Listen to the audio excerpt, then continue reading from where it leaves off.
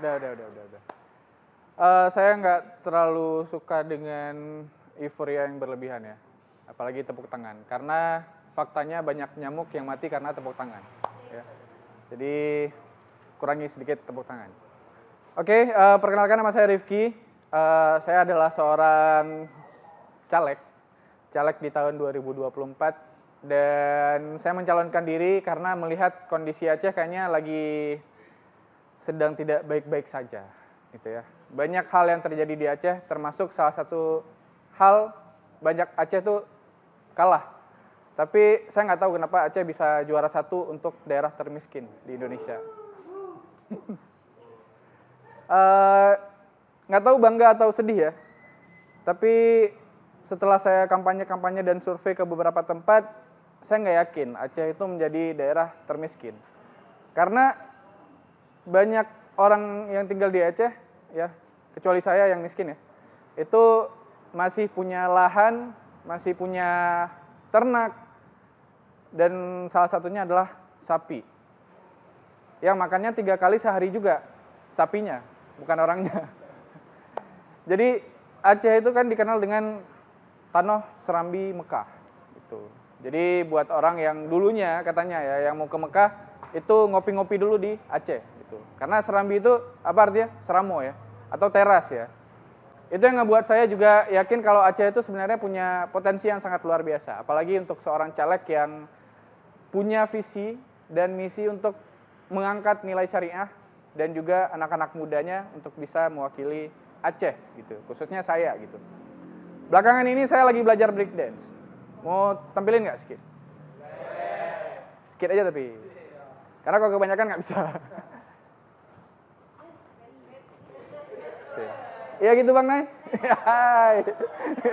Ada senior di situ ya. Takut dijegal ya. Rencana saya, kalian biasa kalau nonton kampanye itu dangdutan nggak sih? Kayak musiknya tuh dangdutan semua kan. Udah nggak zaman sekarang. Saya mau bawa break dance langsung di depan kampanye saya.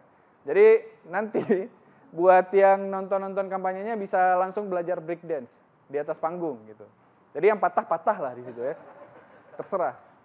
Selain itu, pakaian saya hari ini memang batik atasnya, tapi di bawah skena ya kan. Bawah kargo ya kan. Kargo. Ini isinya ada kapal tongkang. Terus ada dus makanan semuanya. Jadi saya mencoba membaur sama anak-anak muda juga gitu. Yang saya belum belajar adalah duduk Vincent. Duduk Vincent tuh kayak gini ya kalau nggak salah ya. Itu agak kejepit ya. Jadi kayaknya agak janggal gitu, nggak nyaman gitu kan. Kayak ada sesuatu yang keimpit tapi nggak tahu apa gitu. Jadi akhirnya saya memutuskan untuk ya adalah duduk ngangkang biasa aja gitu kan daripada duduk Vincent. Ada di antara kalian yang suka duduk Vincent nggak? Ya. Oh ada, ketahuan kecil. Maksudnya ketahuan kecil ukuran kakinya gitu ya. Jadi kedepannya saya harap kalian bisa memilih saya lah untuk menjadi caleg di tahun 2024 ya. Karena saya menyuarakan hak anak-anak muda, khususnya kampanye 2024 itu mendukung anak-anak breakdance. Sampai jumpa, ketemu di 2024 dengan caleg pilihan kalian. Assalamualaikum warahmatullahi wabarakatuh.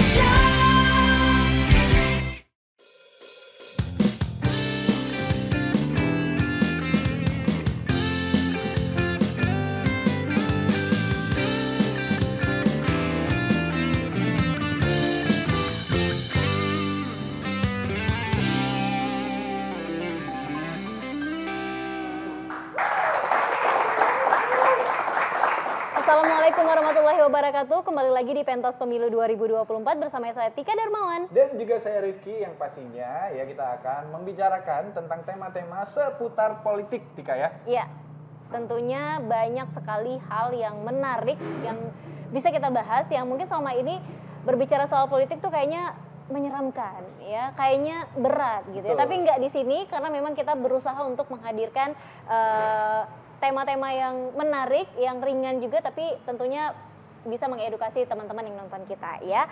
Oke, kita sapa dulu narasumber kita yang sudah hadir pada hari ini, yaitu sudah ada Bang Nay ya. Selamat malam Bang Nay dari komunitas seni ya, breakdance. Ya. Banyak lah pokoknya nih komunitasnya ya. Oke, dan seperti biasa ada teman setia kita, ada Pak Jafar tentunya di sini sebagai pengamat juga, dan sudah ada Dea di sini sebagai penyiar radio dan juga teman dari komunitas Youth ID ya. Oke, malam hari ini ya. Tapi kita belum sapa penonton-penonton Sapa gagah dan dulu berani dong. nih yang di depan kita semua Iya. ya. Oke, selamat datang buat teman-teman kita dari Fakultas FISIP ya, Fakultas FISIP Unsia yang sudah bersedia hadir pada malam hari ini ya, dengan tidak hadir ke PKA ya kalau nggak salah. Salah dong ya. Oke, tema kita hari ini yaitu meraup suara komunitas. Betul. Ya, karena memang komunitas ini menjadi sekarang menjadi sasaran empuk ya Pak Jafar ya, untuk bisa mendapatkan suara yang lumayan gitu ya. Bahkan mungkin kalau kita ngelihat ketika kita mencoba meraup suara komunitas ini, kita kayaknya cuman butuh megang satu orang aja nih, koordinatornya gitu ya, untuk bisa menghadirkan teman-teman di komunitasnya gitu ya. Nah, ini kalau menurut Pak Jafar sendiri, meraup suara komunitas di pemilu kali ini tuh apakah nanti sistemnya masih akan sama tuh Pak? Berusaha untuk memberikan yang terbaik untuk komunitas, memenuhi kebutuhan komunitas gitu ya, dan sebesar apa pengaruhnya gitu Pak? Silakan. Baik, yang pertama saya lihat dari sisi lembaga dulu. Ya.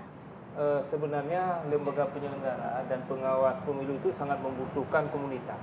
Komunitas itu bisa sebagai perpanjangan tangan mereka dalam rangka sosialisasi, kemudian juga dalam rangka ikut serta memilih, dan itu sangat menentukan karena biasanya setiap komunitas itu memiliki anggota yang banyak, dan antar sesama anggota itu tentu ada kebersamaan, ada komunikasi yang intensif. Dan ini menjadi sarana yang paling baik sebenarnya bagi penyelenggara. Tapi di sisi lain, pasangan calon, peserta atau caleg juga membutuhkan untuk kepentingan yang berbeda, yaitu kepentingan si caleg itu sendiri atau para peserta pemilu itu sendiri, yaitu untuk mendukung aktivitas dia dan mendapatkan dukungan masyarakat. Jadi di sini komunitas itu dibutuhkan untuk mendukung kegiatan pasangan calon atau caleg dalam hal kampanye misalnya, dalam hal sosialisasi dan pendidikan politik. Jadi ada dua kepentingan terhadap komunitas. Saya pikir memang semakin dekat hari H 14 Februari ke depan, ini kebutuhan akan komunitas ini semakin meningkat. Tentu mungkin undangan, ajakan dan sebagainya ini udah banyak ya. Siap, ya. Udah banyak gitu ya. Tapi sebenarnya sebesar apa sih pengaruh dari teman-teman komunitas ini, Pak? Bagi penyelenggara atau bagi peserta? Bagi peserta. Bagi peserta saya pikir besar. Besar yang pertama begini, karena dengan bisa bekerja sama, meyakinkan koordinatornya, itu diharapkan komunitas itu bisa mendukung dia baik dalam pelaksanaan kampanye maupun dalam pemilihan. Tetapi tentunya setiap komunitas itu kan anggota komunitas itu juga dalam hal kampanye menurut saya itu bisa hadir semua, kebersamaan dan sebagainya.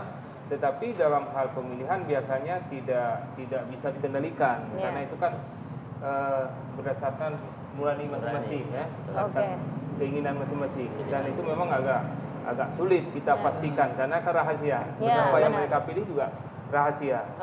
Oke, dari Bang Nay mungkin Katika ya? Iya, karena ini kan menarik karena komunitas seni ini, apalagi breakdance ya, skateboard gitu-gitu, ini kan komunitas yang biasanya nih Pak dianggap rebel gitu ya, suaranya jarang didengar biasanya gitu, tapi paling sering dimanfaatin gitu ya.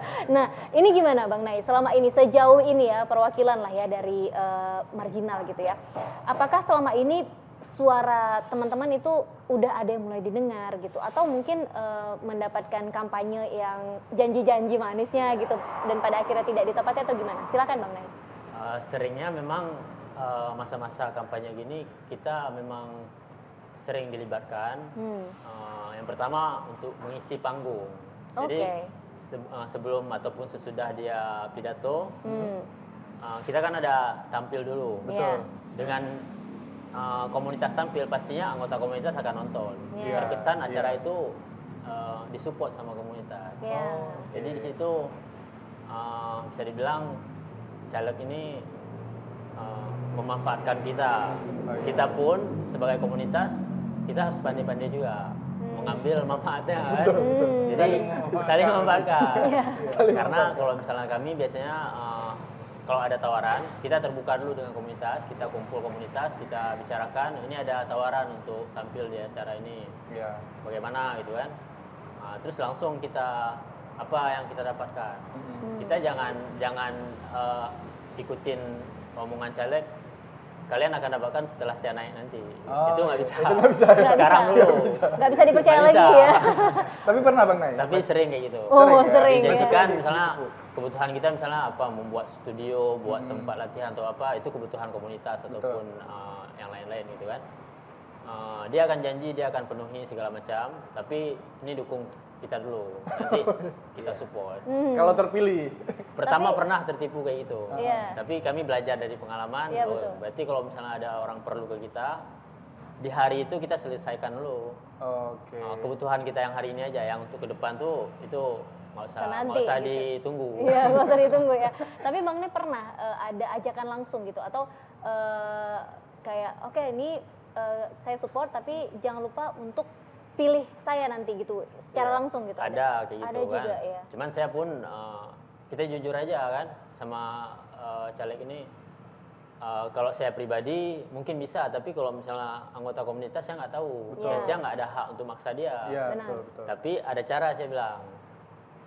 Saya bisa fasilitasi untuk kumpulkan mereka dan Bapak ngobrol di depan mereka. Ya. Hmm. Lebih fair Buat, kayak gitu buatlah ya. suasana bahwa Anda calon yang bagus untuk dipilih. Jelas. Jadi Itu paling itu yang kita bisa Iya, bantu. iya benar. Tidak Kalau- menjanjikan apapun ya. Kita pun nggak berjanji apa-apa untuk dia kan. Oke, oke. Oke. Oke. Pengalamannya cerita aja yang judulnya adalah dulu ditipu caleg, sekarang nipu caleg. Enggak dong. Enggak, Bukan sudah dong. belajar ya, Bang? Kita kan belajar gitu, jangan sampai terjadi lagi ya. Iya, Jadi betul, biar sama-sama bersih aja gitu ya, sama-sama enak aja gitu ya. Oke, ke Dea deh. Dia kalau di sini kan sebagai apa ya, perwakilan dari teman-teman youth juga gitu ya. Nah, kalau komunitas yang ini Pak Jafar kita lihatnya beda lagi gitu ya. Youth ini kan istilahnya komunitas kepemudaan yang justru sebaliknya dari komunitas Bang Nay itu mereka suaranya biasanya sering didengar gitu, sering dilibatkan gitu ya, sering dilibatkan bukan untuk mengisi panggung tapi ikut dalam sosialisasi biasanya, edukasi, penyelenggara gitu biasanya ya. Nah, gimana Dea? Sejauh ini beberapa kali tahapan pemilu, mungkin beberapa kali pemilu, apakah memang seperti itu kalian sering dilibatkan gitu? Oke, mungkin kalau misalkan nggak jauh-jauh beda dari Bang Nay juga, Iya. maksudnya kalau bikin kegiatan nih, dilibatkan nih dari komunitas kaminya, terus baru-baru aja kemarin juga kegiatan di kantor KIP itu dengan tema pemilih pemula dan juga pemilih muda kayak gitu. Jadi di situ ada sekitar 60 teman-teman muda dan itu ngebahas terkait gimana nih dalam rangka menyambut politik kayak gitu.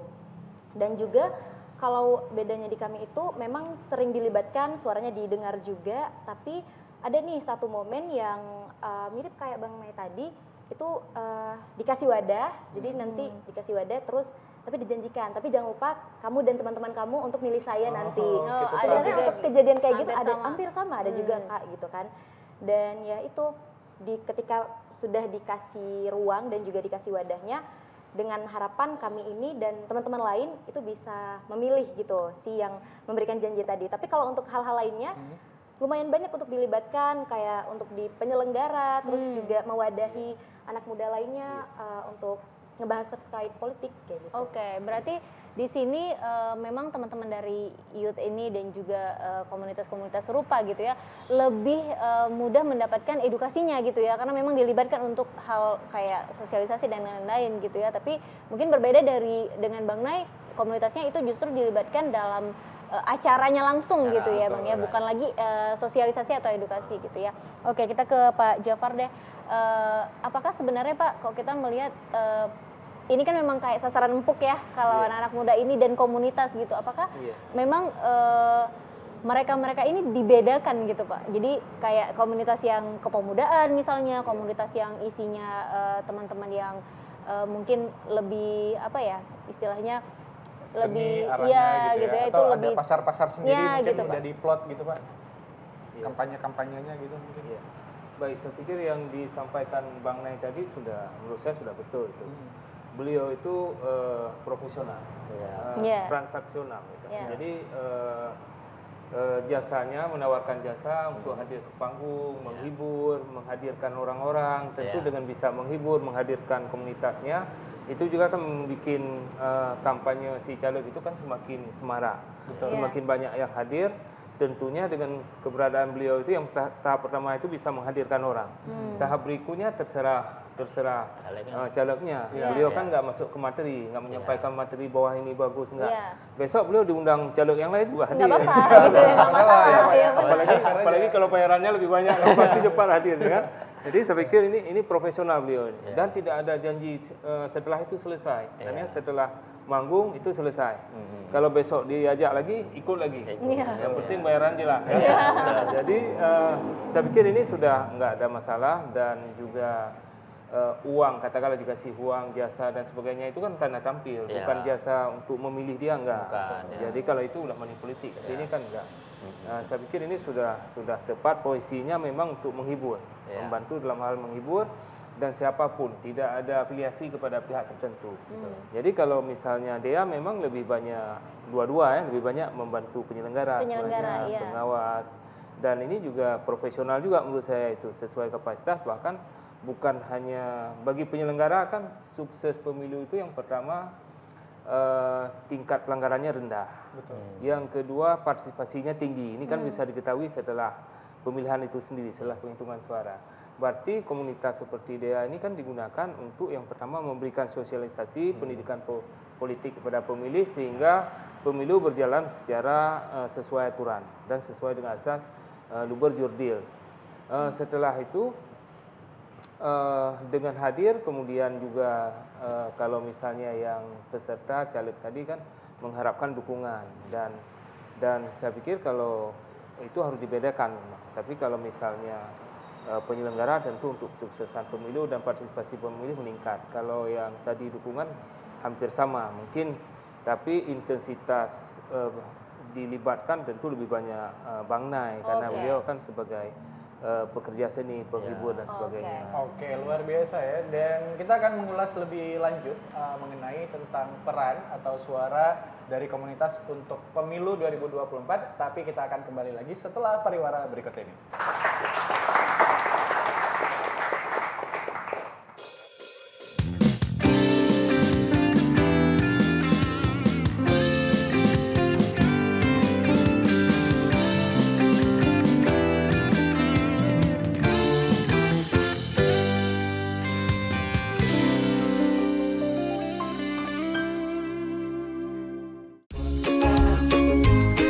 Sudah tahu belum tahapan pemilu?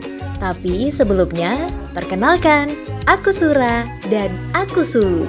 Tahapan pemilu sebenarnya sudah dimulai dari 22 Juli hingga 13 Desember 2022, yaitu dengan agenda pendaftaran partai politik peserta pemilu dan verifikasi partai politik peserta pemilu. 6 Desember 2022 hingga 25 November 2023 adalah tahapan dimulainya pencalonan anggota DPD. Dan kemudian KPU melaksanakan penetapan jumlah kursi dan daerah pemilihan atau biasa disingkat Dapil pada tanggal 14 Oktober 2022 hingga 9 Februari 2023. Pada 14 Oktober 2022 hingga 21 Juni 2023 adalah tahapan pemutakhiran data pemilih dan penyusunan daftar pemilih.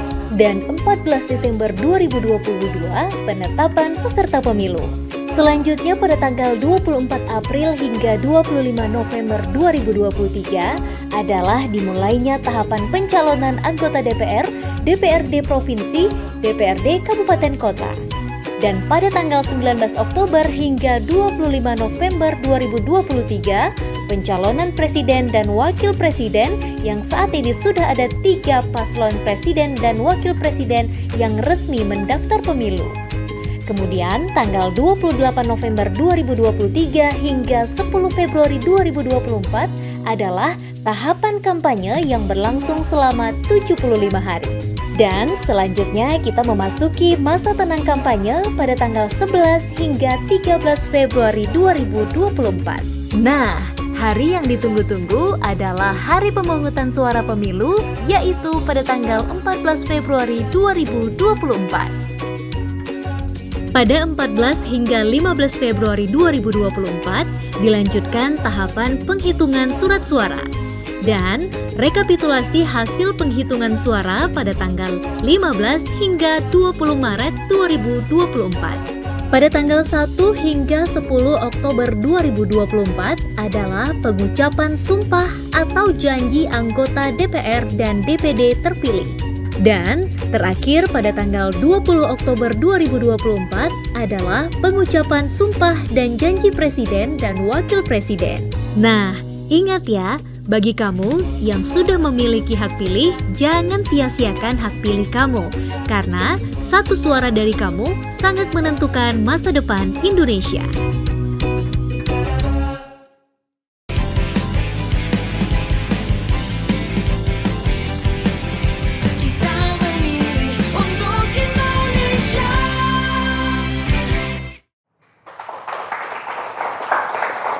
Ya, masih di pentas pemilu 2024. Ya, memang kalau ngebahas soal komunitas nih, Tika, ya, banyak yang caleg-caleg memanfaatkan, termasuk saya. Ya.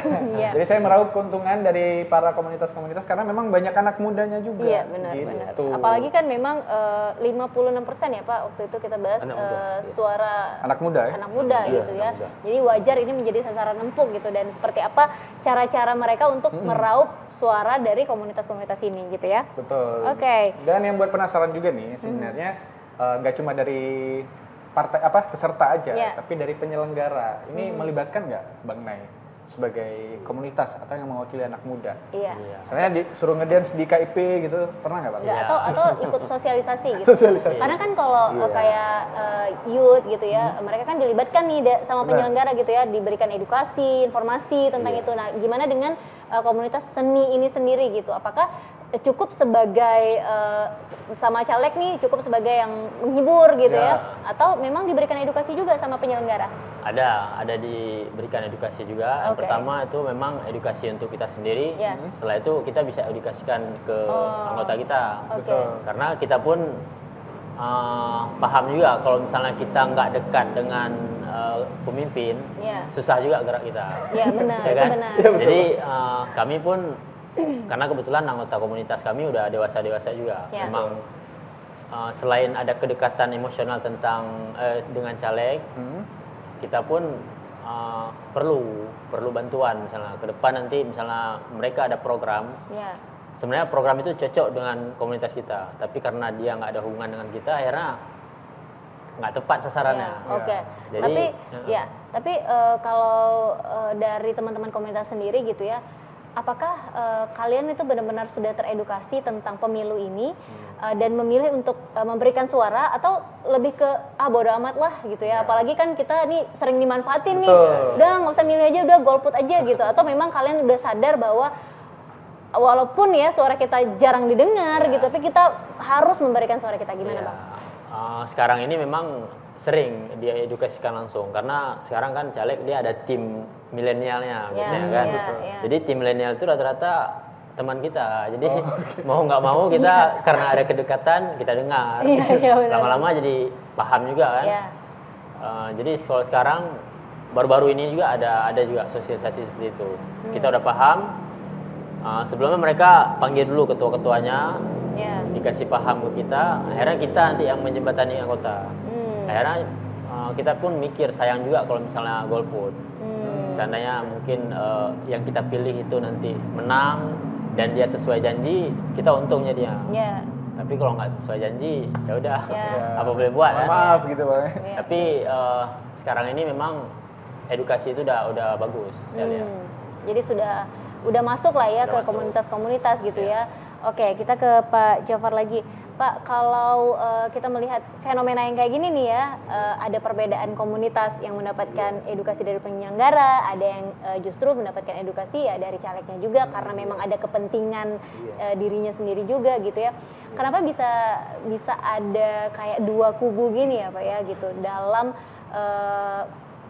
mengedukasi gitu. Walaupun sama-sama anak muda nih ya, tapi yang nge-reach mereka beda-beda gitu. Karena memang baik penyelenggara maupun peserta tadi kan melihat potensi. Potensi Bang Nay, kelompok DEA misalnya kan, komunitas DEA memang dari sisi potensi Bang Nay tadi kan bisa mengumpulkan orang-orang, membantu mengumpulkan orang-orang baik komunitasnya maupun dari luar atau masyarakat yang hadir ke pertemuan kampanye dan sebagainya. Mungkin penyelenggara menganggap bahwa komunitas Bang Nay itu tidak bisa menyampaikan informasi tentang penyelenggaraan pemilu yang diberikan oleh KIP ke masyarakat atau Panwas ke masyarakat. Jadi anggapan sebenarnya kalau menurut saya karena setiap komunitas kan ada orang-orangnya, ada komponen masing-masing.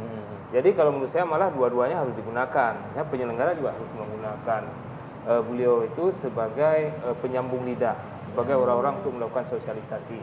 Karena beliau ini juga ada komunitasnya, ada orang-orangnya.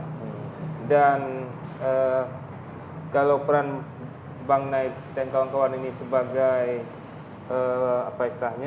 membantu KIP atau Panwas untuk melakukan sosialisasi, menurut saya itu jauh lebih bagus. Berarti kan sebelum melakukan sosialisasi sudah diberikan pemahaman dulu, dibekali ya. Sudah dibekali, dan pembekalan yang diberikan oleh penyelenggara dengan peserta beda. Kalau peserta kan cenderung kepada diri dia sendiri. Peserta itu caleg pasti kepentingan untuk dirinya gitu ya. Kepentingan untuk dirinya, bahkan dia misalnya pencitraan misalnya. Tapi kalau penyelenggara kan pemilu secara keseluruhan, secara umum itu jauh lebih bagus. Ini mungkin menurut saya ini persepsi aja. Jadi sebenarnya dua-dua perlu. Ya. Dan bagi yang tadi misalnya si peserta komunitas seperti dia ini juga menurut saya perlu juga. Artinya kenapa? Karena ini juga ada ada orang-orangnya lah. Ya, ada kelompoknya. Jadi dua-dua bisa masuk. Dan kalau saya lihat komunitas ini cenderung tingkat kepentingan politik itu belum terlalu tinggi. Sebenarnya kalau misalnya apalagi anak-anak muda ini sebenarnya tidak terlalu berharap banyak secara pribadi. Kepentingan pribadi ini tidak, misalnya sudah beda dengan Pinses misalnya, atau nanti setelah terpilih misalnya minta jabatan tertentu, ini kan tidak. Tapi kan lebih cenderung idealisme untuk kepentingan secara keseluruhan, masyarakat, negara secara keseluruhan. Jadi sebenarnya ini orang-orang komunitas ini yang sebagian besar terutama kelompok anak muda ini kan masih, kalau menurut saya masih murni, belum terlalu terkontaminasi politik sebenarnya. Darah muda ya. Darah muda ya. Oke, ke Dea deh. Dea sebagai penyiar radio juga nih ya. Otomatis kan sering memberikan info juga gitu. Dia sebenarnya membekali diri juga nggak sih tentang penyelenggaraan pemilu ini sendiri gitu, tentang pemilu atau tentang politik gitu, dimana ketika memberikan informasi juga kan setidaknya kita harus tahu beberapa hal gitu ya, nggak cuman sekedar baca gitu tapi juga memahami. Nah gimana Dea dan teman-teman di komunitasnya atau bahkan teman-teman penyiar radionya gitu, apakah juga membekali diri kalaupun tidak diberikan sosialisasi langsung oleh penyelenggara, kalian sendiri ada usaha itu nggak gitu? Oke, tadi dia juga sempat notice dan setuju sama Pak Jafar bilang tadi, mungkin untuk beberapa yang anak muda itu dia kalau untuk kepentingan pribadi nggak yang begitu aware dan juga besar gitu, ketimbang dia ini adalah tim ses kalau anak mudanya. Jadi kalau misalkan dia pribadi ini, kalau misalkan berada di komunitas dan itu sering dilibatkan, ya pasti mau nggak mau harus lebih banyak memahami dan harus lebih peduli lagi tentang si politik ini tadi. Tapi kalau misalkan di luar dari itu, kebanyakan anak muda ya masih belum mau terlibat dan masih mikir kayak belum sepenting itu kayak gitu Katika. Tapi kalau misalkan untuk pembekalan sendiri, kalau memang dia sudah diberi paparan sebelum-sebelumnya, pasti kelanjutannya itu akan untuk pembekalan itu pasti akan ada, apakah itu dari penyelenggara, dari kantor KIP-nya mungkin, atau dari, kalau kami mahasiswa pasti dapat pembekalan itu dari dosen, dari kampus, kayak gitu sih Kak. Oke. Menarik ya. Dan kalau kita ngomongin soal komunitasnya dia nih, youth itu tadi, apakah kalian juga menjembatani anak-anak muda untuk teredukasi terkait pemilu ini sendiri? Nah, jadi ini kayak tadi yang seperti dia bilang di awal Kak Tika, baru-baru aja di Oktober kemarin kegiatannya itu diadain di kantor KIP. Nah, di situ memang melibatkan kurang lebih 30 komunitas anak muda. Kami Youth ID sebagai penyelenggara yang menjembatani, dan di situ untuk narasumbernya sendiri ada praktisi juga sama kayak Pak Jafar dari dosen hukum, terus juga ada komisioner dari kantor KIP-nya sendiri. Nah, di situ kami ngasih wadah gitu, kami yang menyediakan untuk narasumber tadi dan 60 anak muda tadi nih Pak, untuk mereka ngebahas dan mengulik lebih jauh lagi gitu, gimana persiapan dalam menyambut pesta demokrasi. Jadi kalau untuk mempersiapkan pesta politik ini dari youth sendiri ada nih, maksudnya kayak untuk menjembatani lah komunitas tadi. Oke, dari 30 komunitas yang di jembatani ya saat itu diundang gitu ya, apakah ada yang benar-benar aktif nih komunitasnya terkait politik gitu dari ke-30 itu? Pasti ada Kak, jadi di situ juga kebetulan mix, nggak yang monoton hanya satu isu di komunitasnya, jadi ada juga teman-teman dari BEM, dari himpunan mahasiswa, terus juga komunitas-komunitas yang mungkin dia bergerak di bidang kesehatan, lingkungan, jadi semua dicampur. Nah, kalau misalkan dilihat dari yang kemarin udah diselenggarain, untuk minatnya itu hampir sama rata Kak, maksudnya nggak yang karena dia mahasiswa dari jurusan politik, ternyata dia nih enggak, justru malah ada teman-teman yang dari kemarin Duta Bahasa Aceh, Duta Bahasa Provinsi Aceh, itu jauh lebih tertarik gitu Pak dengan isu yang kemarin dibahas kayak gitu. Jadi kalau dia lihat secara keseluruhan, nggak yang monoton, tapi memang tergantung diri sendiri sih Kak, kalau yang anak muda yang kemarin datang itu. Oke, berarti intinya ini kalian lebih independen ya, nggak ada hubungan dengan partai juga gitu ya, jadi sosialisasi yang diadakan benar-benar dari penyelenggara juga gitu ya. Emang untuk pembekalan lah gitu Kak, anak mudanya. Oke, kita ke Bang Nay lagi nih. Bang Nay, kalau kayak dia tadi kan memang mereka ada nih ya melakukan mungkin searching sendiri juga ya, berusaha untuk membekali diri. Nah, kalau teman-teman di komunitas breakdance, skateboard, mungkin barber juga ya, ini kan di bawah Bang Nay juga gitu ya. Kalian tuh kalau ngumpul ada nggak sih ngebahas tentang pemilu gitu, atau ngebahas politik? Nih gimana nih, kira-kira nanti siapa yang kita pilih gitu ya? Atau aduh nih caleg yang seperti apa nih yang bisa menyuarakan aspirasinya kita nanti gitu. Nah, ada nggak yang kayak gitu Bang Nay? Seringnya nggak ada. Kan? Seringnya nggak ada ya. Seringnya kita selalu bicarakan, kalaupun misalnya ada caleg yang mau bantu kita dengan kegiatan kita, baru kita bicarakan. Tapi kalau misalnya nggak ada yang mancing, kita nggak pernah bicarakan biasanya. Kita selalu bicarakan tentang kegiatan, ke depan mau ngapain. Pas misalnya kita ada program, oh ini lagi musim caleg nih, boleh nih kita cari sponsor, itu baru dibicarakan. Baru bicarakan ya. Itu kenapa bisa kayak gitu sih? Kenapa sih bisa kayak gitu? Apakah karena kecewa tadi ya, kecewa yang terlalu sering dimanfaatkan, atau karena suara kalian jarang didengar gitu? Atau itu gini, karena kalau kami lebih cenderung gini, membuat sesuatu itu nggak tergantung sama siapa aja. Jadi berkarya keinginan sendiri. Iya, gitu keinginan sendiri pertama, habis itu pun kita menciptakan wadah sendiri. Mau dibantu nggak dibantu, kami tetap buat. Oh, oke. Tidak bergantung. Tapi kalau dibantu ya alhamdulillah gitu ya. Dan kita bisa kerjasama juga kalau dibantu. Maksudnya dia bantu kita akan bantu dia juga. Sebisa kita. Semampunya kita gitu. Tapi tidak menjamin apapun ya. Oke. Tapi Pak Jafar, kalau kita mau ngelihat dari komunitas-komunitas yang ada gitu ya, banyaklah komunitas di Aceh aja kita ngomongin, ada ibu-ibu arisan, itu sebut komunitas juga kali ya. Ibu-ibu arisan, ibu-ibu pengajian gitu ya, mungkin yang di warung kopi dan lain-lain. Kalau sepengamatan Bapak, itu komunitas seperti apa sih yang paling rentan dimanfaatkan Pak? Ditahan dulu tapi ya kali ini harus ditahan dulu jawabannya. Iya, ditahan dulu karena kita mau menyaksikan teman-teman kita dari Harmony Band.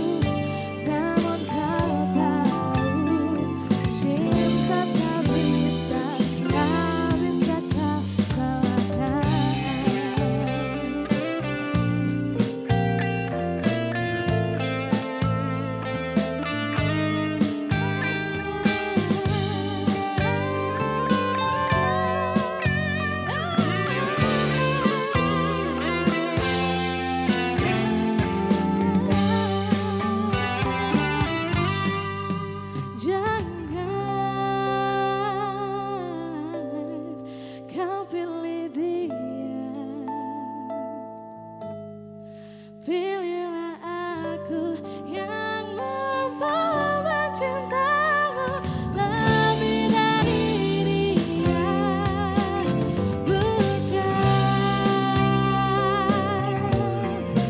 ku ingin merebutmu dari sahabatku, namun kau tahu cinta tak bisa, tak bisa. Cinta tak bisa, tak bisa, cinta tak bisa, tak bisa kau salahkan.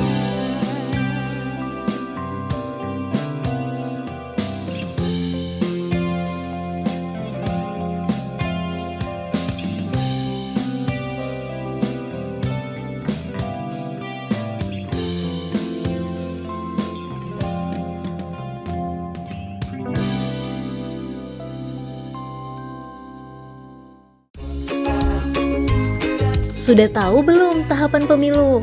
Tapi sebelumnya, perkenalkan, aku Sura dan aku Sulu.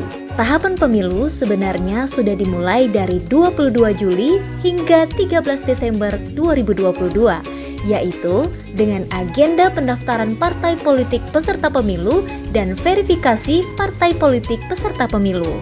6 Desember 2022 hingga 25 November 2023 adalah tahapan dimulainya pencalonan anggota DPD. Dan kemudian KPU melaksanakan penetapan jumlah kursi dan daerah pemilihan atau biasa disingkat Dapil pada tanggal 14 Oktober 2022 hingga 9 Februari 2023. Pada 14 Oktober 2022 hingga 21 Juni 2023 adalah tahapan pemutakhiran data pemilih dan penyusunan daftar pemilih.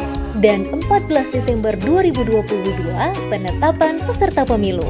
Selanjutnya pada tanggal 24 April hingga 25 November 2023 adalah dimulainya tahapan pencalonan anggota DPR, DPRD Provinsi, DPRD Kabupaten Kota.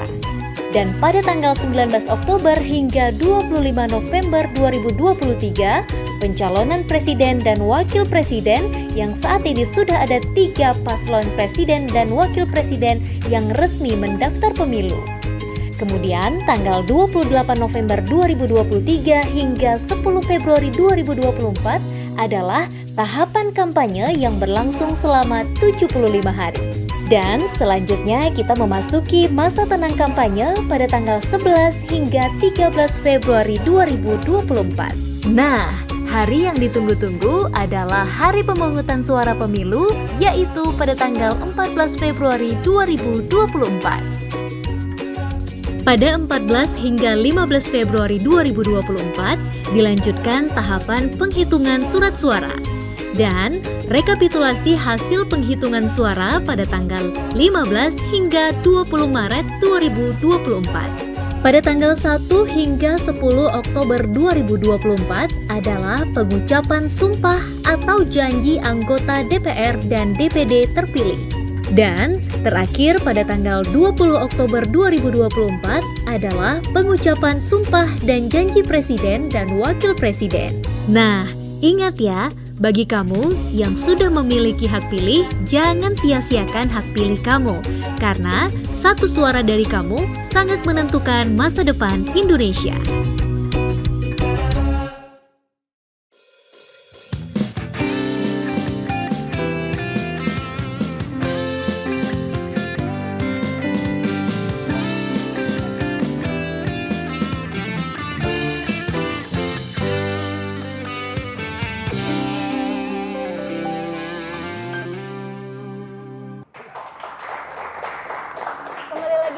Pemilu 2024 dan kita masih akan membahas terkait dengan meraup suara komunitas. Nah, ini kita ke Pak Jafar tadi pertanyaan sebelumnya Pak, kira-kira komunitas seperti apa yang paling rentan suaranya dimanfaatin gitu ya. Kira-kira kalau dijanjiin ini, diiming-imingi ini, wah ini mudah nih, pasti pilih nih gitu. Kalau secara umum komunitas yang golongan ekonomi menengah ke bawah atau golongan ekonomi yang rendah dan tentunya mereka dalam memberikan dukungan apakah pada masa kampanye atau pada hari hanya itu kan berdasarkan pertimbangan ekonomi. Karena ada pemberian sesuatu dan pada umumnya kelompok yang bawah ini tidak begitu memahami ketentuan pemilu, tidak begitu peduli dengan track record si caleg tadi. Jadi dia hanya melihat sesaat itu bahwa dia butuh sesuatu dan orang itu yang bisa memberikan, maka dia cenderung mendukung orang tersebut. Dan ini yang biasanya paling banyak dimanfaatkan. Tapi kalau golongan menengah ke atas tentu mereka kan punya secara ekonomi sudah kuat dan memilih itu bukan karena faktor ekonomi, tapi karena faktor idealisme dia, karena dia sudah paham tentang orang-orang yang akan dipilih. Kemudian kalau saya melihat dari kelompok misalnya laki-laki perempuan, tentu kalau komunitas perempuan itu biasanya lebih konsisten ya, komitmen. Komitmennya kuat. Kuat. Kalau perempuan ini misalnya sudah menyatakan mendukung seseorang, apakah karena memang sesuai dengan visi dia atau memang karena faktor lain, ini cenderung sampai dengan hari H dia akan memilih yang bersangkutan. Tapi kalau misalnya kelompok yang laki-laki terutama yang menengah ke atas itu dia punya akses, yang pertama punya pengetahuan terhadap semua calon tadi, yang kedua dia punya akses ke banyak, dia caleg-caleg itu banyak yang kena, ya kan? Apalagi kalau misalnya dia orang organisasi kan, komunitasnya komunitas kalangan menengah, tentu kan banyak yang kawan-kawannya juga jadi caleg, dan ini biasanya sulit untuk tembus dari caleg Caleg lain Pak ya. caleg lain. Dan ada juga yang kadang-kadang mereka misalnya mendukung, pada saat diajak mendukung, tetapi tidak sebenarnya mendukung, tidak sampai seterusnya sampai hari H. Berarti Bang Nay ada di komunitas yang mana nih Bang Nay ya? Yang komitmen banget dia kalau udah milih gitu, atau ya tergantung gitu ya? Tergantung angkanya Bang ya. Tapi sebenarnya Bang Nay kalau boleh kita suarakan di sini, sebenarnya seperti apa sih sosok pemimpin yang teman-teman komunitas breakdance khususnya gitu ya, yang dianggap selama ini rebel, mungkin yang dianggap ini susah diatur nih gitu. Seperti apa sih sosok pemimpin yang kalian inginkan gitu? Yang bisa breakdance mungkin Bang, kayak saya tadi. Yang pastinya gini, yang mendengar kita juga lah. Misalnya ketika kita butuh, dia bisa menjembatani ataupun kita mudah kita temui. Walaupun dari tim-tim dia gitu kan. Seperti itu. Kalau kami sebenarnya siapapun pemimpin, sering juga saya bicarakan sama caleg-caleg yang ketemu. Kami sebenarnya mau dukung siapa aja boleh, mau siapapun pemimpin nggak masalah. Yang penting jangan dianggap kegiatan kami ini nggak penting. Karena kami pun bisa membantu program mereka. Misalnya program salah satu misalnya kita tentang mendatangkan wisatawan ke sini. Gampang kalau bagi kami. Buat kegiatan nasional ataupun internasional, pesertanya pasti datang. Wisata udah pasti jalan. Naik gitu. Pasti misalnya acara 1 hari, besoknya pasti jalan-jalan. Ya, Jadi benar. kayak gitu. Intinya orang-orang yang menganggap kegiatan kami ini bisa bermanfaat juga untuk program dia ataupun ke masyarakat luas juga. Oke, jadi wadahnya jangan diganggu. Gitu. Jangan diganggu. Yang penting jangan gitu ya. Nah, Kalau memang ada misalnya kegiatan kami ini ada yang kurang ataupun ada salah, jangan di stop, tapi dikasih tahu di mana salahnya.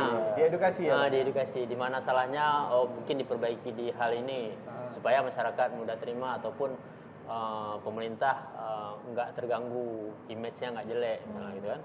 Diedukasikan seperti itu, kita pasti ikut. Bisa terima gitu. Oke, tapi kalau menurut Bang Nay apakah butuh kontrak politik? Nah, jadi supaya nanti Perjanjian ya? perjanjian gitu, Iya, supaya nanti ketika terpilih benar janji-janjinya gitu ya, untuk menyediakan studio mungkin atau mensupport segala kegiatan kalian gitu, atau mungkin pernah terjadi yang ternyata nggak sesuai janji gitu. Saya pun nggak percaya dengan kontrak politik. Tetap ya nggak percaya ya.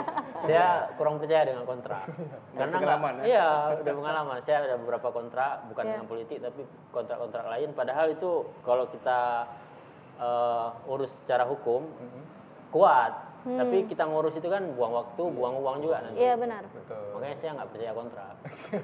Berarti langsung tidak Iya, kontra ya. enggak. Oke. Jadi Oke. sebenarnya dua-dua ya. Iya. Jadi Bang Nay tadi ada jangka pendek, ada jangka panjang. Iya. Jangka pendek yang utama. Iya. Yang misalnya bentuk tampil dibayar. Iya. Langsung. Siapa yang ngajak ikut. Ikut. Tetapi juga sebenarnya juga perlu juga diperhatikan untuk memilih bagaimana track record seseorang. Iya, 5 betul. tahun dia misalnya menduduki jabatan eksekutif atau legislatif, apa yang dilakukan? Apakah betul. secara langsung ke pribadi, mungkin terutama menurut saya itu ke lembaganya, ke Lembaganya. komunitasnya. Ya.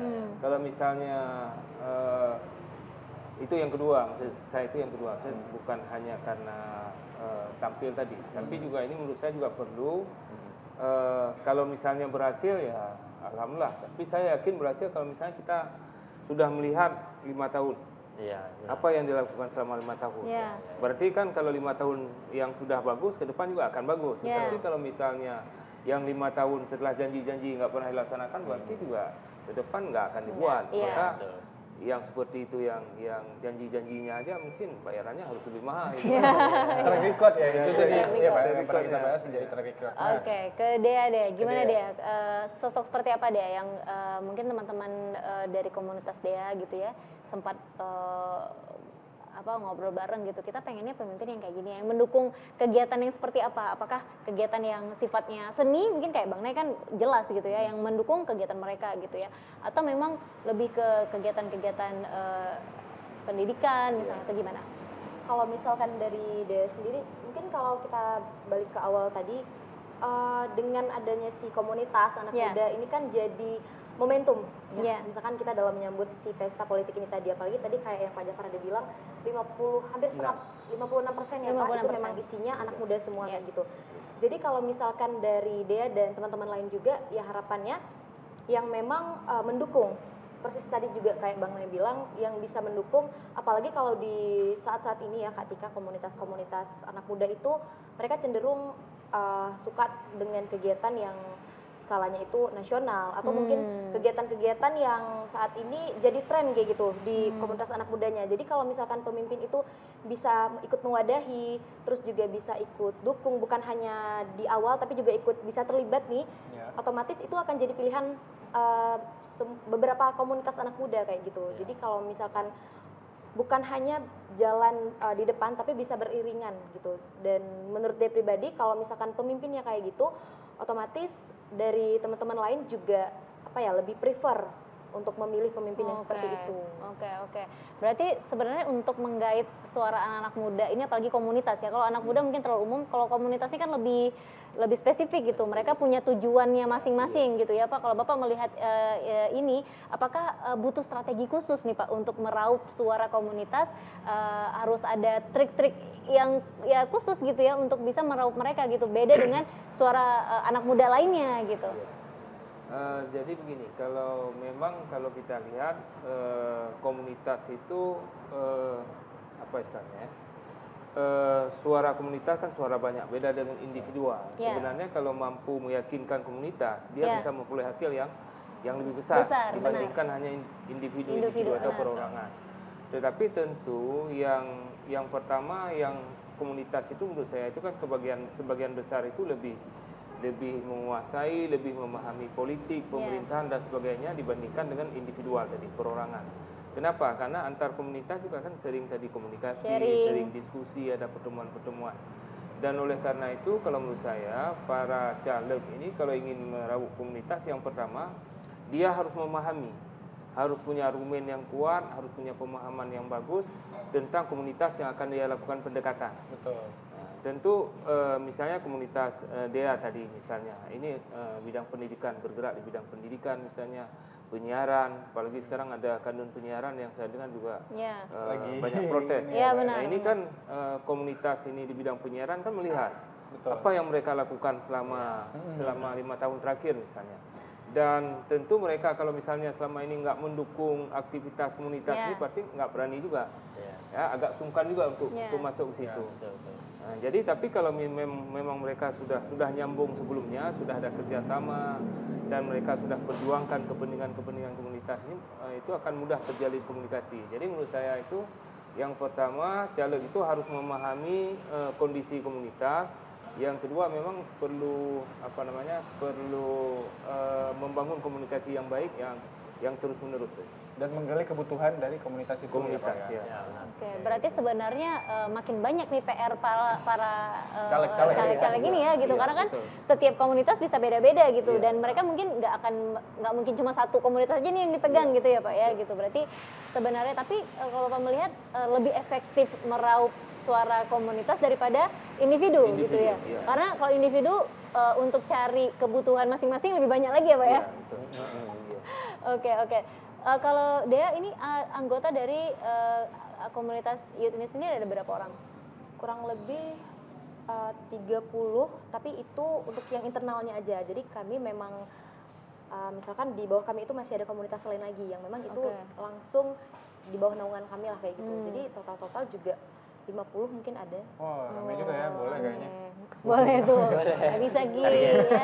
Bisa nggak kamu penuhi Emang kebutuhannya apa sih? kebutuhan Rumah tangga. Bukan. Ya kebutuhan apa namanya hantaran kok Dea. Oh, beda lagi ya. Mayem ya. Tapi Dea Oke. sendiri emang banyak ya. Tadi udah disampaikan kebutuhan-kebutuhan ya. Sejauh ini ada nggak yang menunggangi? Yang menunggangi komunitas Dea gitu. Yang mencoba ya. Mungkin lebih ke kegiatan yang butuh dukungan lebih besar, tapi nggak dapat dukungannya nih. Maksudnya kayak ya kegiatan yang kan sering tuh untuk di tren-tren sekarang itu beberapa komunitas sering bikin kegiatan misalkan fully funded yang keluar, dan Betul. ini biasanya jadi hal yang bisa memikat dan juga menarik perhatian anak muda lainnya. Oke. Nah, jadi yang kalau dari dia pribadi ngerasain, di sinilah yang kami tuh butuh dukungan dan ngerasa kayak masih belum bisa diwadahi dengan baik kayak gitu. Oke. Masih seru banget ya. Ini masih akan berlanjut pembahasannya, tapi setelah yang satu ini tetap di Pentas Pemilu 2024.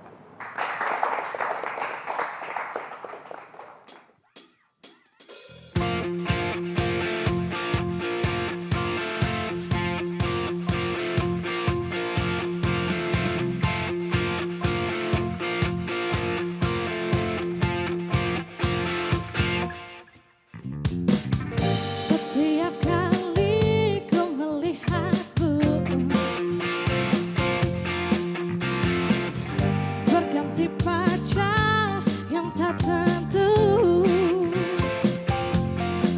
Kali ini ku coba untuk beranikan diri, mencoba ungkapkan perasaan yang ada di hati. Pilihlah aku jadi pacarmu, pasti sedang mengenalimu. Jangan kau salah pilihan lain, yang lain belum tentu setia. Jadi pilihlah aku.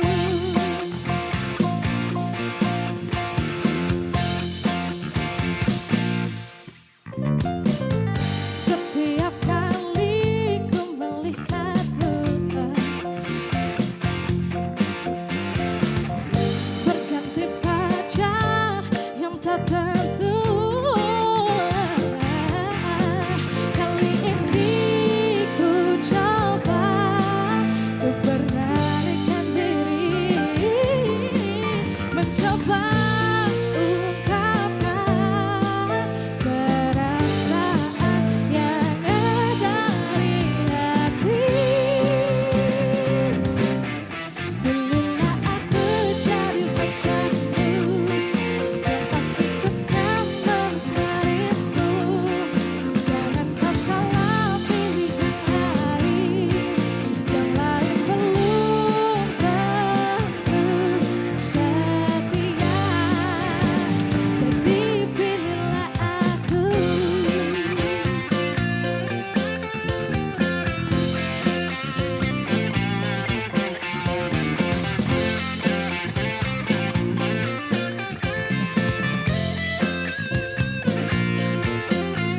Kali ini ku coba untuk beranikan diri, mencoba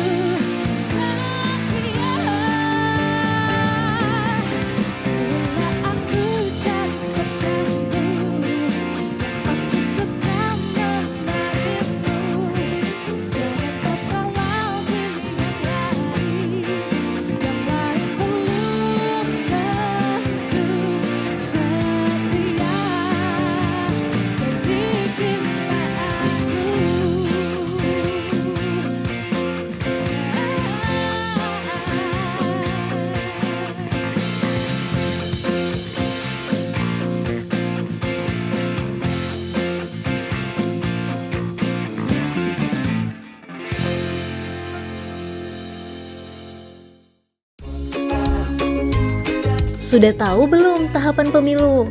Tapi sebelumnya, perkenalkan, aku Sura dan aku Sulu.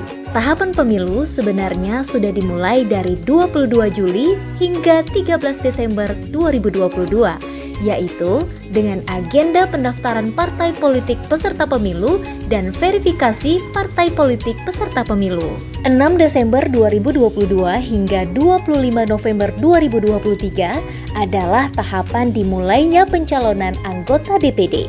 Dan kemudian KPU melaksanakan penetapan jumlah kursi dan daerah pemilihan atau biasa disingkat Dapil pada tanggal 14 Oktober 2022 hingga 9 Februari 2023. Pada 14 Oktober 2022 hingga 21 Juni 2023 adalah tahapan pemutakhiran data pemilih dan penyusunan daftar pemilih. Dan 14 Desember 2022 penetapan peserta pemilu.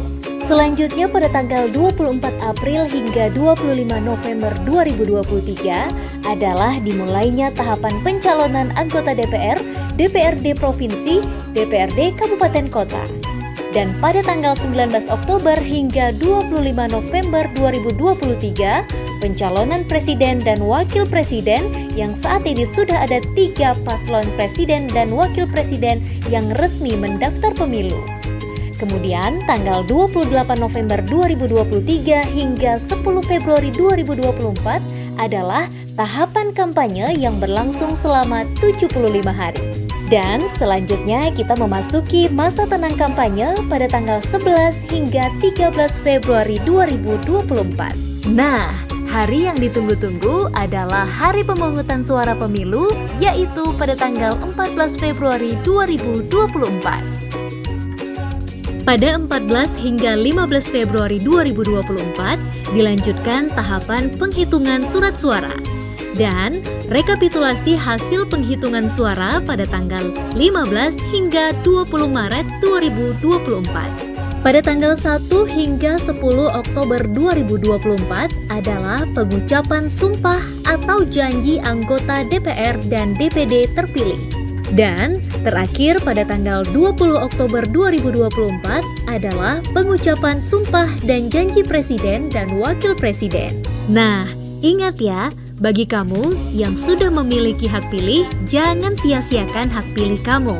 Karena satu suara dari kamu sangat menentukan masa depan Indonesia.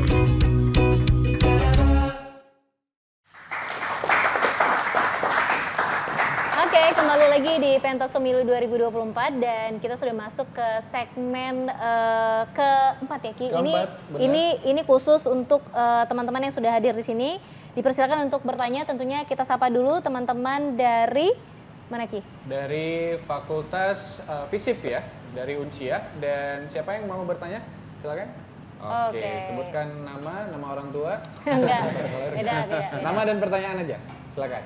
Assalamualaikum warahmatullahi wabarakatuh. Waalaikumsalam. Perkenalkan, nama saya Muhammad Sandua. Saya di sini mewakili BEM FISIP USK. Dalam pemilu 2024 kita melihat banyak suara-suara komunitas ini dilihat ataupun dilirik, dan mereka juga memiliki banyak ide dan gagasan yang bisa mereka berikan atau mereka jual kepada calon pemangku kepentingan. Betul. Yang nantinya bakalan dipilih pada tahun 2024. Tapi yang hari ini kita lihat bahwasanya sering suara-suara komunitas ini hanya dimanfaatkan di awal. Padahal mereka banyak anak muda yang mungkin punya ide dan gagasan yang bisa membuat perubahan baik untuk daerah maupun nasional. Dan ini juga bisa kita lihat di luar negeri, banyak anak muda yang dilibatkan dalam kepentingan-kepentingan untuk membuat perubahan baik secara daerah maupun nasional. Tapi hari ini kita lihat di beberapa daerah di Indonesia suara komunitas ini kan sering dimanfaatkan. Kemudian mereka memberikan gagasan, ide yang luar biasa, tapi itu tidak digunakan. Menganggap mereka itu masih anak muda dan waktu mereka masih panjang, kami hanya butuh suara kalian. Mungkin itu nggak dibilang secara langsung, tapi mereka melakukannya seperti itu. Jadi yang ingin saya tanyakan kepada narasumber yang berhadir, gimana sih solusi ataupun hal yang bisa dilakukan oleh para komunitas agar ide dan gagasan mereka bisa diterapkan untuk perubahan daerah maupun perubahan nasional. Karena mengingat hal ini susah untuk ditembus ke sana, karena terkadang tokoh-tokoh ataupun calon pemangku kepentingan ini menganggap anak muda ini hal yang remeh ataupun sepele. Mungkin itu. Baik, terima kasih. Luar biasa ya. Oke, kalau saya yang jawab itu caranya kayak Bang Nay, gimana ya? Jadi harus di depan dulu nih perjanjiannya ya. Oke, silakan Pak Jafar mungkin boleh menjawab. Pikir ini pertanyaan yang sangat menarik ini ya, Iya. karena emang terjadi seperti itu. Komunitas itu hanya dibutuhkan pada saat mereka perlu suara. Setelah itu dianggap selesai. Jadi memang cara yang paling efektif juga menurut saya juga susah ya. Karena kontrak politik juga tadi kan nggak ada kontrak politik, ya hanya punya kekuatan politik, nggak ada kekuatan hukum. Yang perjanjian yang sudah seperti mengikat secara hukum juga dalam praktek nggak dilaksanakan. Misalnya kalau yang paling banyak perjanjian itu kita lihat antara misalnya caleg yang nomor urut 1, nomor urut 2 misalnya suara mendekati nanti 2 tahun setengah, itu kontrak dinotaris dan sebagainya, akhirnya nggak dilaksanakan juga karena memang undang-undang tidak mengatur seperti itu kan. Nah, apalagi kalau misalnya janji-janji antara komunitas dengan calon tadi, dengan caleg misalnya, bagaimana supaya program-programnya didengar. Kalau saya melihat ada dua. Yang pertama dilihat, kita di Indonesia ini memang anggota Dewan Perwakilan Rakyat. Mereka itu perwakilan rakyat, wakil kita. Tapi dalam praktek mereka ini cenderung wakil partai. Kebijakan-kebijakan umum itu ditentukan oleh partai. Mereka nggak bisa berbuat apa-apa, nggak bisa melawan partai. Begitu sedikit berbeda dengan partai PAW, karena kewenangan penuh ada di partai yang menentukan. Maka kalau saya menyarankan yang pertama, lihat dulu visi misi partainya, kebijakan politik dari partai, sesuai nggak dengan keinginan kita. Apakah partai itu selama ini mendukung kegiatan kita sesuai dengan keinginan kebutuhan kita. Ini yang lalu. Kemudian juga baru terhadap caleg itu sendiri, karena caleg ini pun juga belum tentu terpilih dia kan. Nah, terhadap caleg itu kita lihat track record dia misalnya, bagaimana, apakah dia bisa dipercaya atau tidak. Baru yang ketiga, ini menurut saya itu pilihan ketiga itu. Yang ketiga baru misalnya ada kontrak politik, ada komitmen dan sebagainya. Itu yang ketiga. Dan yang ketiga ini juga nggak bisa terlalu kita berharap. Kecil kemungkinan itu akan dilaksanakan. Bahkan kadang-kadang dalam pemerintahan ini kalau saya melihat teman pada saat berjuang dengan teman pada saat berhasil itu kan berbeda. Nanti akan masuk orang-orang lain yang mendekati dia dan cenderung dia memperjuangkan kepentingan orang lain. Oke, jadi mungkin kecil harapannya tapi nggak ada salahnya berharap ya Pak ya? Iya. Mencoba. Yang penting tetap kreatif berharap. Mencoba berharap. Coba untuk berharap ya. Oke, terjawab ya. Oke, next silakan yang ingin bertanya. Silakan. Oke, silakan. Sebelumnya perkenalkan, nama saya Awis Karni dari Visip OISKA. Oke. Nah, di sini malam ini kita ketemu dengan narasumber yang luar biasa. Salah satunya Bang Nay dari komunitas breakdance. Terus ada dia juga dari komunitas youth ya. Nah, sini saya ingin bertanya, ada nggak sih peran komunitas dalam menyambut pesta politik di tahun 2024 nanti? Mungkin selain lumbung dari suara dari para caleg-caleg yang ada. Terima kasih. Itu saja. Oke. Jadi Peran dari komunitas ya untuk menyuarakan tentang pemilu ya, kepemiluan ya. Oke, boleh. Dari Dea, silakan.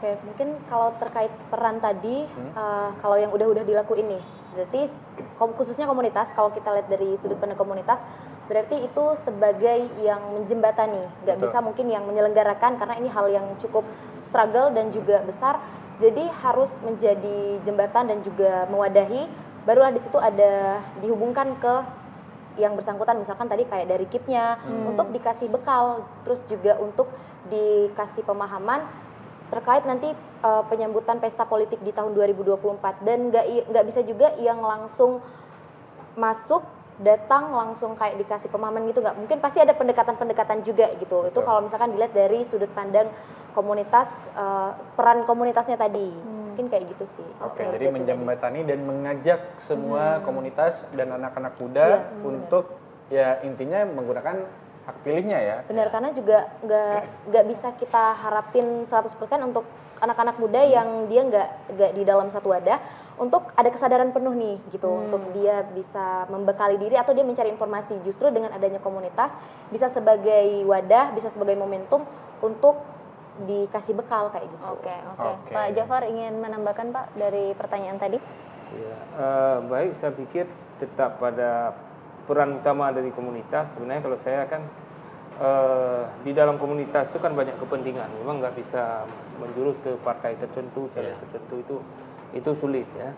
Bahkan ormas-ormas besar yang mengusung, yang punya partainya, mengusung pasangan calon presiden, wakil presiden misalnya itu juga sulit untuk memastikan bahwa semua komunitas dari kelompok itu mendukung pihak tertentu. Jadi oleh karena itu kalau saya lebih cenderung menyarankan agar komunitas-komunitas yang ada, apalagi anak-anak muda ini, tentu anak muda ini lebih mudah bekerja dibandingkan kami-kami yang sudah tua. Karena kami sudah terikat dengan pekerjaan yang sangat berat, kesibukan dan sebagainya. Tapi kalau anak muda ini, apalagi mahasiswa ini kan lebih bebas, maksudnya kan hanya fokus pada pendidikan misalnya. Oleh karena itu kalau saya menyarankan dukung penyelenggara, dukung pengawas, menjadi penghubung, perpanjangan tangan dari penyelenggara pengawas itu untuk mensosialisasikan pemilu, mengajak masyarakat untuk terlibat dalam setiap tahapan pemilu, termasuk tadi sosialisasi, mungkin juga bisa menjadi pemantauan, pengawasan, bisa menyampaikan informasi kalau misalnya ada dugaan pelanggaran dan sebagainya. Kemudian juga mengajak semua anggota komunitas dan pihak-pihak lain itu untuk menggunakan hak pilihnya. Saya pikir pada tataran sekarang untuk komunitas anak muda ini lebih tepat. Lebih tepat juga ya gitu ya. Oke, kalau dari Bang Nay mungkin apa nih rencananya untuk internalnya atau atau ingin mengambil peran seperti apa nih di pemilu nanti? Mungkin kemarin-kemarin masih nggak usah deh, nggak usah ikut gitu ya, atau nanti aja gitu. Nah di pemilu kali ini karena udah teredukasi juga, udah banyak tahu informasi juga, ingin mengambil peran seperti apa nih komunitas dari breakdance ini sendiri? Ya, memang hal seperti ini udah pernah kami lakukan juga. Ya. Jadi sebelumnya, pemilu yang sebelumnya kami semua kumpul komunitas seni, itu mau musik, mau tari semua, kami buat kegiatan. Dan kami undang semua, dinas-dinas semua, termasuk KIP juga, bahwa kami menyuarakan seniman ini juga dia akan memilih juga, nggak golput. Nah, tapi dengan cara kami, jadi kami tampil itu kami kerjakan sendiri tanpa sponsor dari caleg-caleg nggak ada. Dan kita hadirkan semua caleg-caleg itu. Jadi yang nonton calegnya. Itu ini keren banget nih. kami buat. Karena Iya. kalau di komunitas seni ini kadang-kadang kita buat kegiatan tergantung isu. Oke. Nah, isu sekarang misalnya tentang pemilu, kita buat kegiatan, tapi kita undang mereka. Harapan kami nanti gini, siapapun yang terpilih, dia melihat kita. Iya, menyuarakan juga. Dia melihat kita, bahwa mereka nih sebelumnya udah buat kegiatan tanpa ada dukungan, mereka bisa buat. Ketika misalnya dia terpilih, dia ada program yang cocok, kami harapan akan dihubungi, akan diajak kerjasama.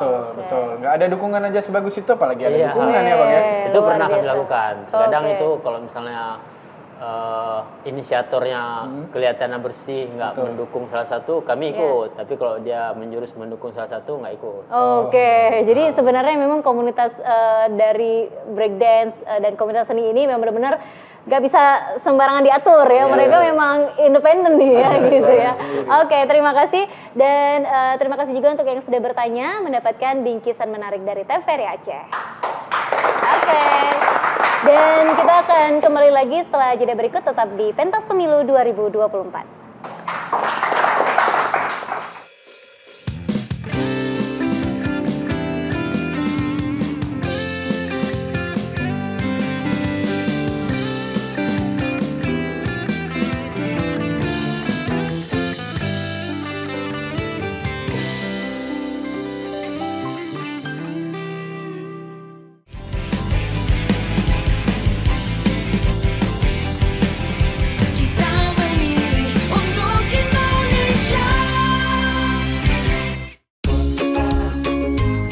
Sudah tahu belum tahapan pemilu?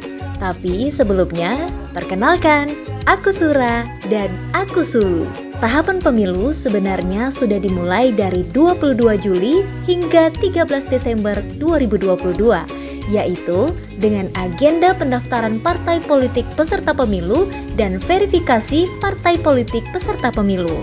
6 Desember 2022 hingga 25 November 2023 adalah tahapan dimulainya pencalonan anggota DPD. Dan kemudian KPU melaksanakan penetapan jumlah kursi dan daerah pemilihan atau biasa disingkat Dapil pada tanggal 14 Oktober 2022 hingga 9 Februari 2023. Pada 14 Oktober 2022 hingga 21 Juni 2023 adalah tahapan pemutakhiran data pemilih dan penyusunan daftar pemilih. Dan 14 Desember 2022 penetapan peserta pemilu. Selanjutnya pada tanggal 24 April hingga 25 November 2023 adalah dimulainya tahapan pencalonan anggota DPR, DPRD Provinsi, DPRD Kabupaten Kota. Dan pada tanggal 19 Oktober hingga 25 November 2023, pencalonan presiden dan wakil presiden yang saat ini sudah ada 3 paslon presiden dan wakil presiden yang resmi mendaftar pemilu. Kemudian tanggal 28 November 2023 hingga 10 Februari 2024 adalah tahapan kampanye yang berlangsung selama 75 hari. Dan selanjutnya kita memasuki masa tenang kampanye pada tanggal 11 hingga 13 Februari 2024. Nah, hari yang ditunggu-tunggu adalah hari pemungutan suara pemilu, yaitu pada tanggal 14 Februari 2024.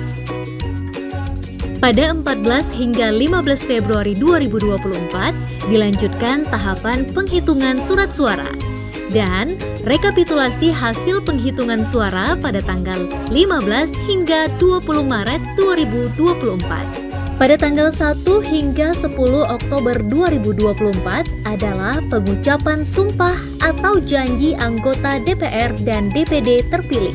Dan terakhir pada tanggal 20 Oktober 2024 adalah pengucapan sumpah dan janji presiden dan wakil presiden. Nah, ingat ya, bagi kamu yang sudah memiliki hak pilih, jangan sia-siakan hak pilih kamu.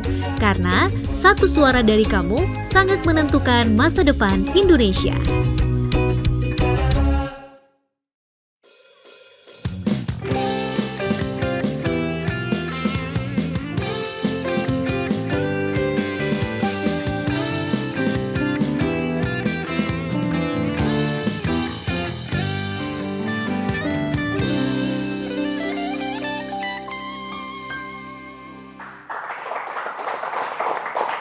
Oke, kembali lagi di pentas pemilu 2024 dan tentunya dengan pembahasan yang luar biasa meraup suara komunitas seperti yang sudah dijelaskan juga, seperti yang sudah kita sharing dari tadi bahwa ternyata memang suara komunitas ini sangat-sangat berpengaruh gitu ya, untuk bisa mendapatkan suara atau juga untuk bisa menggerakkan teman-teman lainnya gitu untuk lebih mau berpartisipasi gitu Pak ya. Seperti Pak Jafar kan juga pernah bilang ya bahwa pemilu yang sukses itu adalah salah satunya faktornya adalah partisipasi dari masyarakatnya. Berarti bisa kita bilang Pak, meraup suara komunitas ini jauh lebih penting daripada kita berusaha mendapatkan satu-satu suara dari personal gitu Pak ya.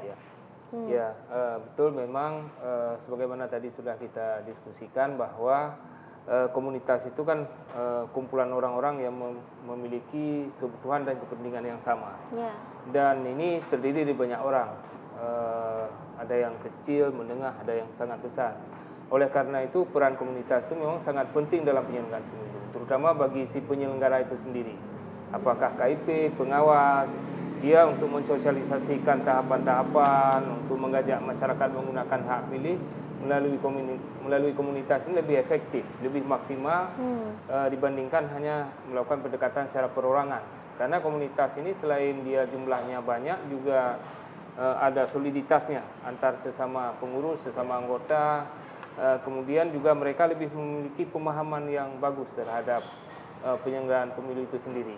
Kemudian juga bagi peserta atau pasangan caleg, pasangan calon atau juga caleg juga menurut saya juga pendekatan melalui komunitas ini juga lebih maksimal dibandingkan dengan perorangan, karena ini kumpulan orang-orang. Tentu kalau yang pertama untuk pendekatan awal kampanye misalnya, kalau untuk kampanye dia bisa menghadirkan banyak orang, walaupun nggak seluruh anggota komunitas itu mendukung dia, mungkin kan sebagian besar itu lebih mendukung daripada misalnya melakukan pendekatan secara perorangan. Jadi saya pikir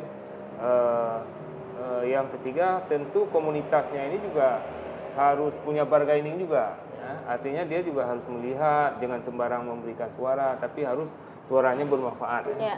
Oke, jadi intinya Ki kesimpulannya adalah Apa?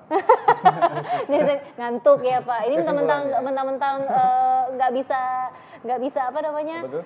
Nggak bisa orasi lagi nanti ya. Makanya saya Ini orasi sebenarnya terakhir ya. besok harus ada orasi lagi ya, orasi ke mahasiswa. Oke. Tapi memang menarik Ya. ya yang disampaikan oleh Pak Jafar adalah suara komunitas itu penting karena memang berpengaruh dan sama-sama punya visi. Di dua sisi ya Pak, Di dua sisi. untuk penyelenggara mereka bisa jadi yang membantu gitu ya Membantu untuk penyelenggara. mensosialisasikan di sisi peserta mereka bisa memberikan suaranya Iya, gitu ya. Nah, Oke, luar jadi menarik biasa. ya, dua-dua saling bersinergi lah. Ya. Jadi suara komunitas tersuarakan, suara para pemimpin juga tersuarakan gitu Pak ya.